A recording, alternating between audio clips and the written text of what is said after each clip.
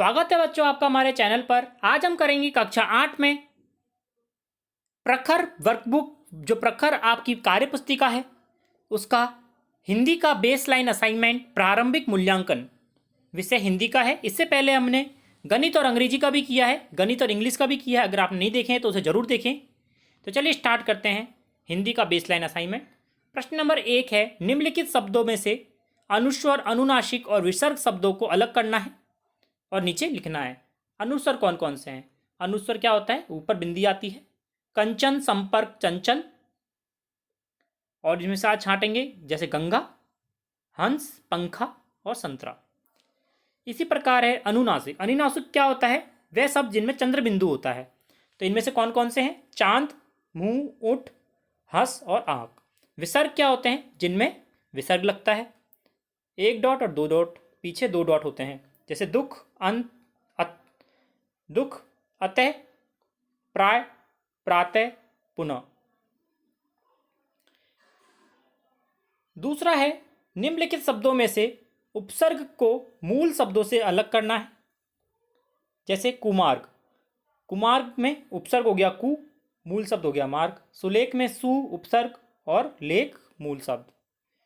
अगला है, एक शब्द में लिखना है, भाई बहन का त्योहार रक्षाबंधन कहलाता है और लोकतांत्रिक दिवस कहलाता है 15 सितंबर।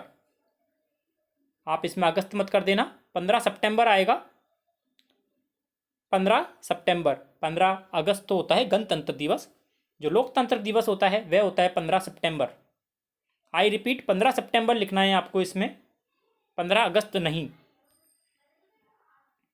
अगला है चौथा, समान लगने वाले शब्दों के अर्थ उनके सामने लिखने हैं। जलज, जलज क्या होता है? बादल को बोलते हैं।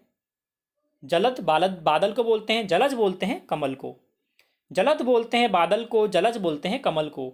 दिन, दिवस और दिन, गरीब। इसी प्रकार दिए गए समानार्थी शब्दों को उसके संबंधित शब्द से मिलाना है। भू, धरा, वसुंधरा क्या हो गए? धरती के पर्यायवाची हो गए।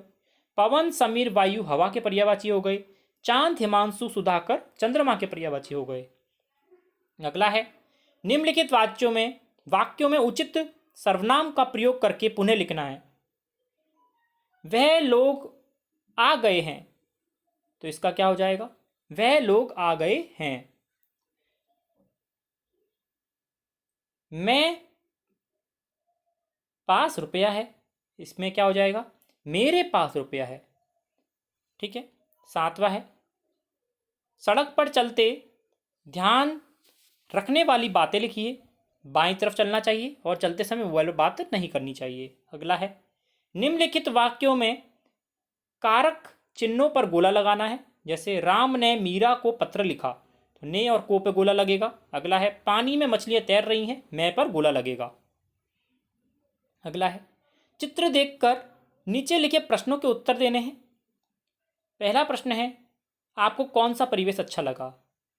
ये धुएं वाला परिवेश है, ये बिल्कुल स्वच्छ परिवेश है, तो हमें परिवेश 2 अच्छा लगा। और आपको जो परिवेश अच्छा ना लगा उसके 2 को उदाहरण बताएं। पहले परिवेश में पेड़ पौधे नहीं हैं और कारखानों से धुआं निकल रहा है। 10वां है, देखो, समझो और लिखो। मिठाई, मिठाइयाँ। टोली, टोलियाँ हो जाएगा। रोटी का रोटियाँ। माला, मालाएं। सभा, सभाएं। दुआ, दुआएं। चीज, चीजें, इसके अनुसार बनाना है। औरत, औरतें। बंदूक, बंदूकें। पैसा, पैसे। वादा, वादे। जूता, जूते। प्रश्न नंबर 11 है, निम्नलिखित शब्द समूह को पढ़कर रिक्त स्थान की पूर्ति करनी है। आम, केला, अमरूद, अंगूर, जामुन, पपीता, ये सब क्या है? फल हैं, तो यहाँ फल आ जाएगा। अगला है, कौवा, मोर, तोता, कबूतर, कोयल, ये सब क्या है? पक्षी, तो ये सब पक्षी हैं। 12वां है, नीचे दिए गए शब्दों को देखकर उनके लिए क्रिया शब्द को लिखना है। ये क्या? मुस्कुरा रहा है, मुस्कुराना। ये उदास है, उदास होना। ये व्यंग्य, टालना है। यह है सोचना। प्रश्न नंबर 13 है, नीचे दिए गए तत्सम शब्दों के तद्भव रूप लिखने हैं। कर्ण, कर्ण का क्या होता है? कान। ग्रीवा, गर्दन। हस्त, हाथ। नासिका, नाक। अक्षी, आंख। अग्नि, आग। प्रश्न नंबर 14 है, नीचे दिए गए वाक्यों को शुद्ध करके लिखना है। राम अपने विद्यालय गई, ये गलत है, तो आंसर क्या हो जाएगा, राम अपने विद्यालय गया। अगला है, वह तेज दौड़ती हुई पास आया। इसका क्या हो जाएगा, वह तेज दौड़ता हुआ पास आया। अगला है, सुरेश आज जयपुर जाएगी। इसका क्या हो जाएगा, सुरेश आज जयपुर जाएगा। अगला, तुम दोनों कहाँ गया। इसका क्या हो जाएगा, तुम दोनों कहाँ गए। अगला, जापान एशिया महाद्वीप में रहता है। इसका क्या हो जाएगा, जापान एशिया महाद्वीप में स्थित है। 15वां है, दिए गए शब्दों को छांट कर उचित स्थानों पर लिखना है। इनमें से हमें व्यक्तिवाचक, जातिवाचक और भाववाचक संज्ञा छांटनी है।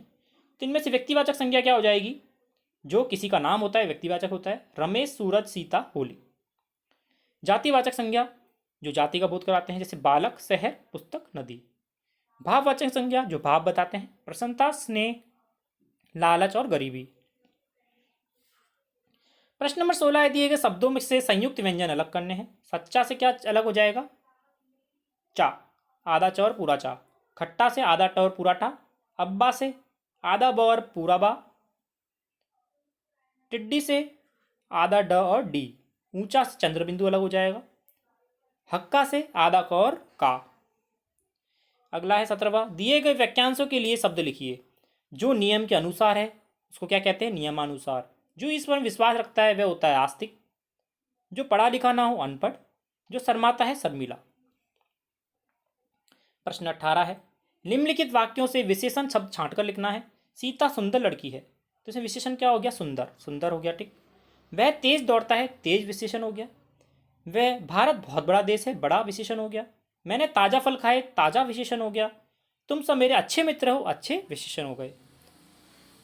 अंतिम प्रश्न है, निम्नलिखित शब्दों को उनके विलोम शब्द से मिलाना है। रात, रात को किससे मिलाओगे, दिन से। सुंदर को मिलाओगे आप कुरूप से। खुशबू, बदबू। नाराज, प्रसन्न। बड़ा, छोटा। हार, जीत। सत्य, असत्य। तो इस प्रकार से हमारा था ये प्रारंभिक मूल्यांकन कक्षा 8 के लिए जो आपकी वर्कबुक का है। इसी प्रकार हम आगे भी सारी वर्कशीट आपकी कार्यपत्रिका करते रहेंगे। तो जुड़े रहिए चैनल के साथ, लाइक करें, शेयर करें, सब्सक्राइब करें। धन्यवाद।